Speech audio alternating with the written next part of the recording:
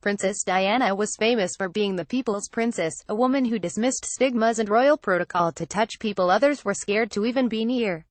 One of her most impressive legacies was raising awareness for HIV and AIDS at a time when people were terrified of a largely misunderstood disease. She worked hard to prove casual contact, like shaking hands and hugging, would not spread the virus. Yesterday, she won a posthumous award for her pioneering work from the LGBT magazine Attitude, and her son Prince Harry accepted the award. In April 1987, my mother was only 25 years old, Harry said in his acceptance speech.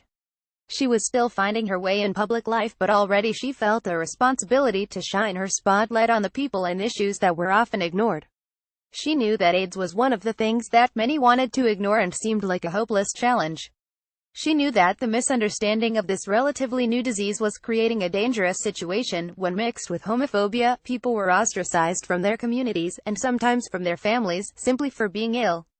Staff who treated the ill were themselves often turned away from local barbers and restaurants, even though it was proven that HIV could not be passed on from casual contact, and we faced the very real risk that thousands would die in the UK, including many young gay men of her generation, without making any progress towards treatment of the disease. So when that April, she shook the hand of a 32-year-old man with HIV, in front of the cameras, she knew exactly what she was doing.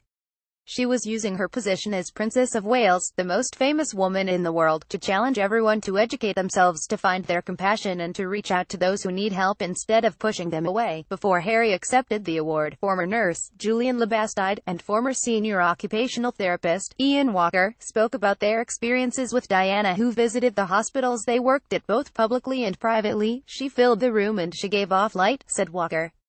Everyone was immediately put at ease, and just the fact that she would come in, talk to someone, hold their hand, that would mean that maybe the next day they died happy because Diana had spoken to them. He added that the moment she shook hands with an AIDS patient seemed to break down a million barriers overnight with that one simple act. This was a time when people were terrified to touch people with HIV, people would glove, mask and gown up in regular hospitals, people were rejected by their families, people would feel really uncomfortable when they saw you walking around. She held that guy's hand and overnight this dispelled a lot of the stigma. My patients and people I worked with felt that they were important, that someone was taking their cause, their fight, to another level, Labastide added.